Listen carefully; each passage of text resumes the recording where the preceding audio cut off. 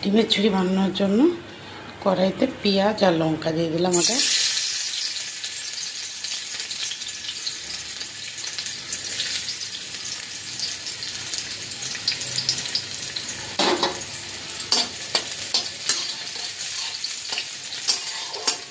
মধ্যে দিলাম টমেটো আর কাঁচা লঙ্কা।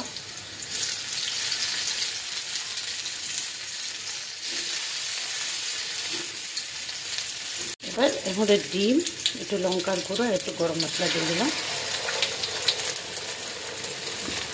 যতক্ষণ ঝুরি না হয় ততক্ষণ এটাকে নাড়াতে হবে। এবার মিষ্টির জন্য একটুখানি টমেটো কাঁচা দিয়ে দেবো।